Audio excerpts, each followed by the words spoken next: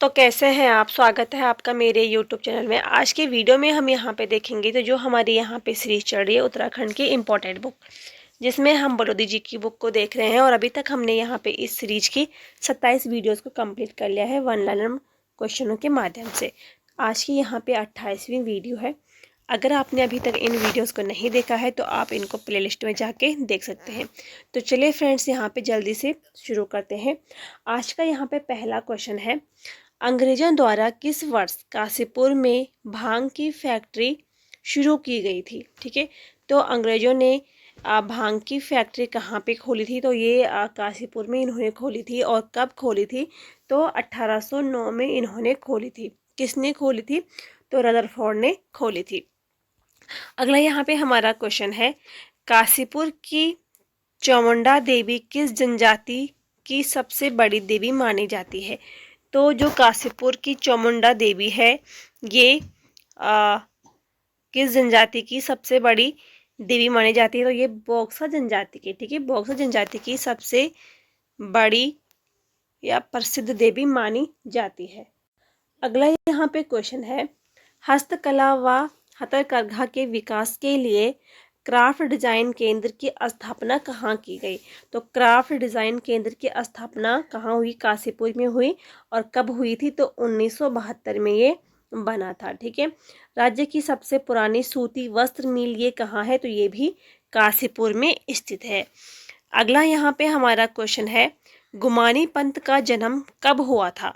तो गुमानी पंथ का जन्म होता है 1790 में। ठीक है, और ये कहाँ होता है, तो इनका जन्म काशीपुर में होता है। काशीपुर से संबंध रखते हैं। गुमानी पंथ का जो मूल नाम था, तो वो था यहाँ पे लक्ष्मी नंदन पंथ या लोक रत्न पंथ। ठीक है, तो दोनों इनके मतलब इन दोनों नामों से ये जाने जाते थे। नेक्स्ट हमारा यहाँ पे क्वेश्चन है, गुमानी पंथ मूलतः किस भाषा के कवि थे। तो ये मूल रूप से संस्कृत भाषा के कवि थे। ठीक है, और गुमानी पंथ को कुमाऊं का सबसे प्राचीन कवि भी माना जाता है। और इनकी जो रचनाएं हैं, तो वो आदिकाल की मानी जाती हैं। नेक्स्ट यहाँ पे हमारा क्वेश्चन है, कुमाऊं परिषद के किस अधिवेशन में असहयोग आंदोलन का प्रस्ताव लाया गया था। ठीक है, तो कुमाऊं परिषद के किस अधिवेशन में असहयोग आंदोलन प्रस्ताव लाया गया था, तो ये लाया गया था चौथे अधिवेशन में। ठीक है, चौथा अधिवेशन कहाँ हुआ था, तो ये काशीपुर में हुआ था। 1920 में ये हुआ था। अगर हम यहाँ पे कुमाऊं परिषद की बात करते हैं, तो कुमाऊं परिषद 1916 में ये बनी थी। ठीक है, कुमाऊं परिषद 1916 में बनी थी। नैनीताल में इसका गठन किया गया था। और पहला अधिवेशन इसका कब हुआ था, तो 1917 में इसका पहला अधिवेशन हुआ था अल्मोड़ा में। ठीक है, जयदत्त जोशी की अध्यक्षता में। और उसके बाद 1926 में इसका विलय कांग्रेस में कर दिया गया था। नेक्स्ट यहाँ पे क्वेश्चन है, कुमाऊं में आर्य समाज की स्थापना कब की गई थी। तो कुमाऊं में आर्य समाज की स्थापना होती है 1881 में। ठीक है, अगर यहाँ पे भारत की बात करते हैं, तो भारत में आर्य समाज की स्थापना दयानंद सरस्वती जी के द्वारा कब की गई थी, तो 1875 में की गई थी भारत में।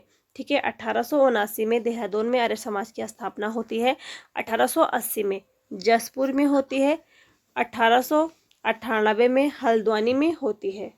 1904 में रामनगर में आर्य समाज की स्थापना होती है। और 1932 में होती है रानीखेत में। ठीक है, 1916 में अल्मोड़ा में आर्य समाज की स्थापना की गई। तो ये काफ़ी इम्पोर्टेंट है, कभी इनसे क्वेश्चन बन जाते हैं, तो इनको हम यहाँ पे याद रखेंगे। नेक्स्ट यहाँ पे हमारा क्वेश्चन है, काशीपुर में भारतीय प्रबंधन संस्थान की स्थापना कब की गई थी। तो भारतीय प्रबंधन संस्थान की स्थापना कहाँ पे हुई है, काशीपुर में हुई है। और कब हुई थी, तो 2011 में हुई थी। अगला यहाँ पे क्वेश्चन है हमारा, द्रोण सागर पर्यटन स्थल कहाँ स्थित है।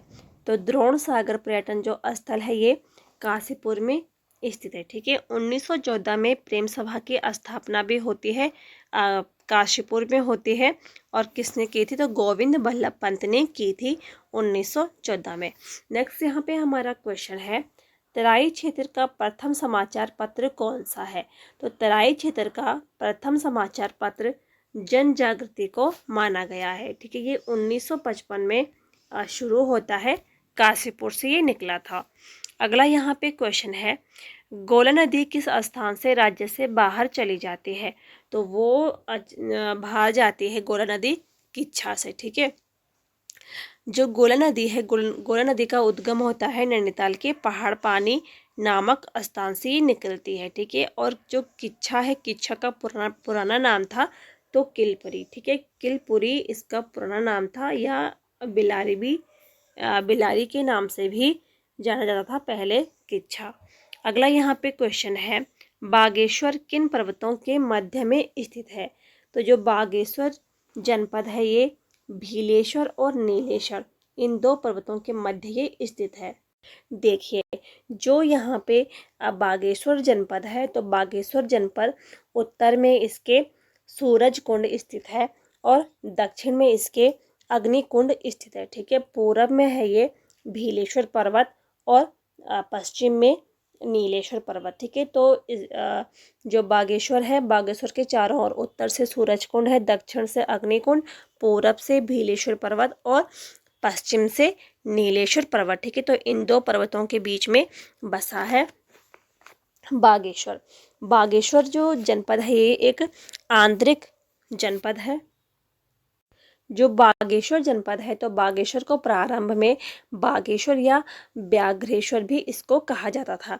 बागेश्वर सरयू और गोमती नदी के संगम पर स्थित है और बागेश्वर को उत्तर का वाराणसी भी कहा जाता है। ठीक है, इसके अलावा प्राचीन काल में बागेश्वर के बैजनाथ नामक स्थान पर कार्तिकेयपुर वंश के शासकों की राजधानी थी और मानसखंड में इसे नीलगिरी कहा गया है।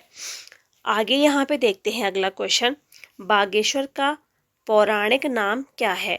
तो बागेश्वर को पुराणों में क्या कहा गया है? अग्नि तीर्थ इसको कहा गया है। मानसखंड में सरयू नदी को क्या कहा गया है? तो मानस खंड में सरयू नदी को गंगा कहा गया है और जो गोमती नदी है, सरयू की सहायक नदी है, तो उसको यमुना कहा गया है मानस खंड में। जो यहाँ पे सरयू नदी है, तो सरयू नदी बागेश्वर की सरमूल नामक स्थान से आती है और पंचेश्वर में, ठीक है, काले कुमाऊं पंचेश्वर के निकट एक काली नदी से संगम करती है। सरयू नदी की जो सहायक नदी है मुख्य रूप से गोमती नदी है। गोमती नदी बागेश्वर में सरयू से मिलती है। ठीक है, अगला यहाँ पे हमारा क्वेश्चन है, महात्मा गांधी ने भगवत गीता पर अपनी प्रसिद्ध भूमिका अनासक्ति योग कहाँ पर लिखी थी? तो इन्होंने अनासक्ति योग कहाँ पे लिखी थी? ये लिखी थी कौशानी में। जो यहाँ पे कौशानी है, तो कौशानी बागेश्वर जनपद का एक खूबसूरत पर्यटक स्थल है। कौशानी को प्रारंभ में बलना कहा जाता था। ठीक है, कौशानी बागेश्वर में पिंगनाथ पहाड़ी पर स्थित है और 1929 में, ठीक है, 1929 में महात्मा गांधी ने कौशानी में यंग इंडिया नामक पुस्तक भी लिखी थी। इन्होंने यहाँ पे 14 दिन का प्रवास किया था और इन्होंने यंग इंडिया पुस्तक में कौशानी को भारत का स्विट्जरलैंड कहा है। इसके अलावा 1941 में महात्मा गांधी जी की एक शिष्य थी सरला बहन, तो उन्होंने कौशानी में लक्ष्मी आश्रम की स्थापना की है। ठीक है, कौशानी में अनासक्ति आश्रम या जिसको गांधी आश्रम भी कहा जाता है, वो भी कौशानी में स्थित है। ठीक है, हिंदी साहित्य के जो प्रसिद्ध कवि हैं सुमित्रा नंदन पंत, तो उनका जन्म स्थल भी कौशानी ही है। इसके अलावा कौशानी में पिनाकेश्वर महादेव मंदिर भी स्थित है। ठीक है, और कौशिक मुनि की तपस्थली होने के कारण इसका नाम कौशानी पड़ा था।